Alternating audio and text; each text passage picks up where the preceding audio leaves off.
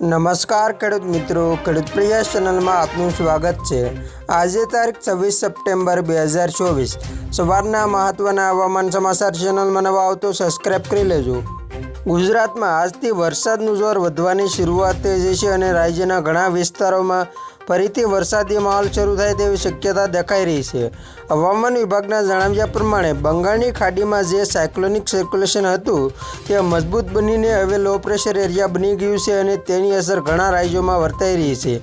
ગુજરાતમાં પણ આગામી દિવસોમાં વરસાદના નવા રાઉન્ડની આગાહી કરવામાં આવી છે અને ઘણા વિસ્તારોમાં ભારે વરસાદ તથા કેટલાક વિસ્તારોમાં અતિ ભારે વરસાદ થવાની સંભાવના છે।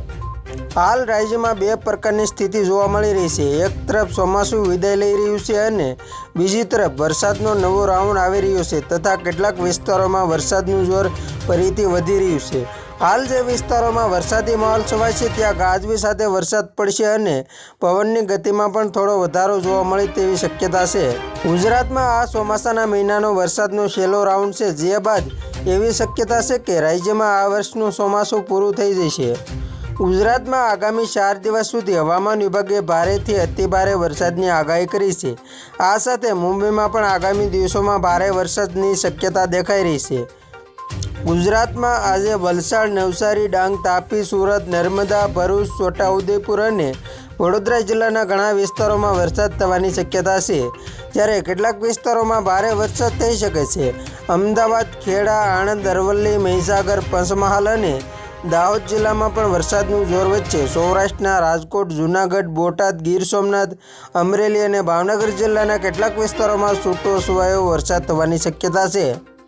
27 અને 28 સપ્ટેમ્બરના રોજ ગુજરાતમાં સાર્વત્રિક વરસાદની આગાહી કરવામાં આવી છે, એટલે કે રાજ્યના મોટાભાગના વિસ્તારોમાં વરસાદી માહોલ છવાય તેવી શક્યતા છે।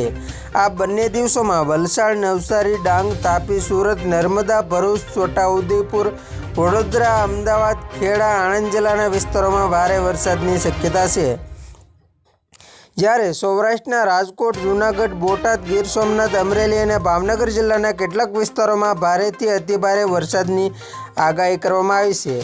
વલસાડ, નવસારી, સુરત, ગીર સોમનાથ, અમરેલી અને ભાવનગર જિલ્લાના કોઈ વિસ્તારોમાં આગામી 3 થી 4 દિવસોમાં અતિ ભારે વરસાદ પણ થઈ શકે છે। ગુજરાતમાં 30 સપ્ટેમ્બરની આસપાસથી વરસાદનું જોર સાવ ઘટી જશે અને ઘણા વિસ્તારોમાં ફરીથી વરસાદ સાવ બંધ થઈ જાય તેવી સંભાવના હાલ દેખાઈ રહી છે। ગુજરાતમાં અત્યાર સુધીમાં સરેરાશ કરતાં 41% જેટલો વધારે વરસાદ થયો છે, જેમાં સૌથી વધારે સરેરાશ વરસાદ દેવભૂમિ દ્વારકામાં થયો છે અને સૌથી ઓછો વરસાદ બનાસકાંઠા જિલ્લામાં થયો છે। તો ખેડૂત મિત્રો, આ હતા સવારના મહત્વના હવામાન સમાચાર। ફરી વખત મળશું નવી અપડેટ સાથે, ત્યાં સુધી જોતા રહેજો ખેડૂત પ્રયાસ યુટ્યુબ ચેનલ।